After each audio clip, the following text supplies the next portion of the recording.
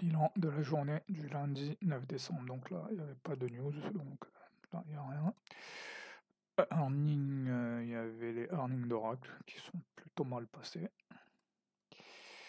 Ensuite, voilà, rappel posé si je veux lire mes grilles. Donc la clé ici, celle que je retiens de cette grille, c'est ici il faut revenir au système, voilà, suivre le système.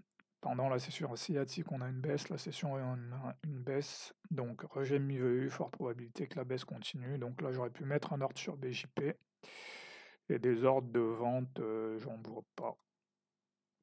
Voilà, ici le sizing, très important.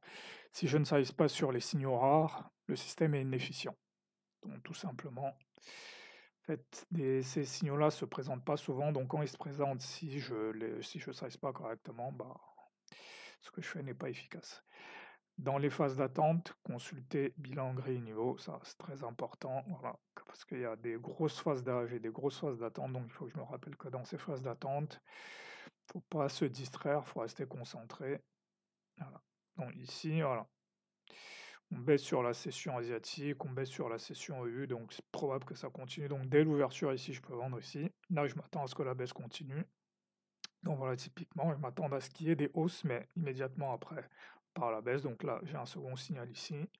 Là, là, de toute façon, maintenant, mon idée, c'est qu'on va aller chercher BJP. Donc là, maintenant, je peux même descendre en M5. Dès que j'ai un bear flag, je vends. Voilà.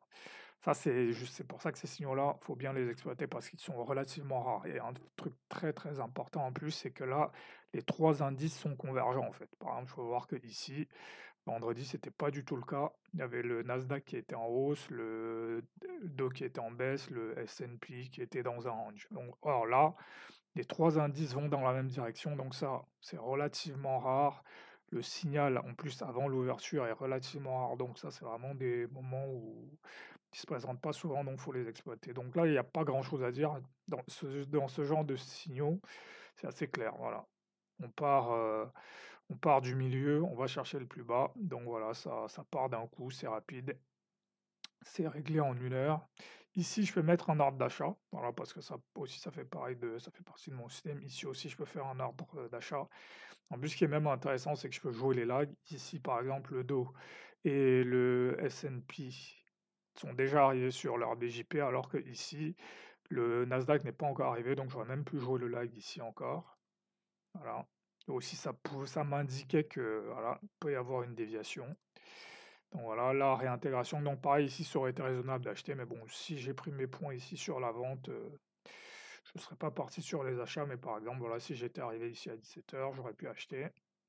Donc voilà, par exemple, ici, c'est raisonnable d'acheter. Rebond sur BJP, déviation, réintégration. Voilà, je peux voir qu'ici, sur le sur le Dow, je pense qu'il y aura au moins un RR de 1. Voilà, ici même l'ordre, si j'avais placé un ordre ici, je pense que j'aurais eu le RR de 1 aussi.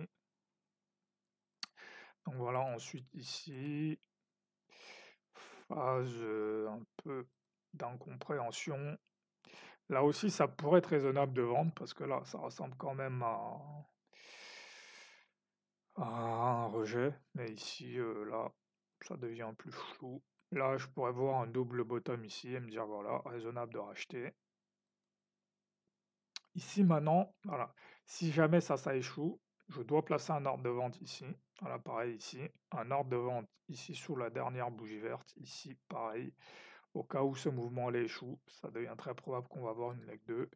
Donc voilà, mon ordre serait passé ici à la vente. Et là, continuer à vendre pour aller chercher la leg 2. Ça, c'est vraiment des journées très rares où voilà, les signaux sont... Il y a une petite phase de confusion ici. Une petite phase de confusion.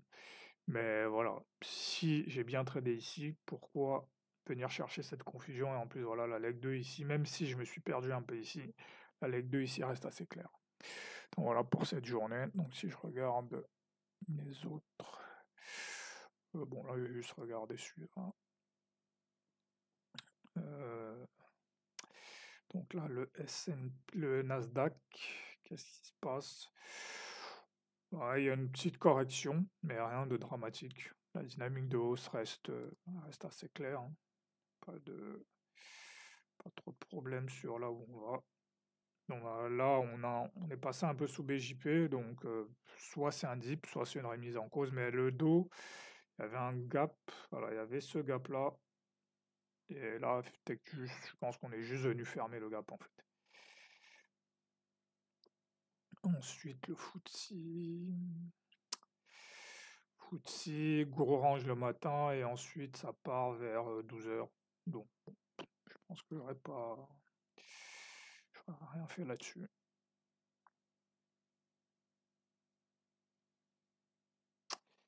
Ici, rejet à JP, on vient chercher MIV-HB et même BJP, donc ça aurait été bon.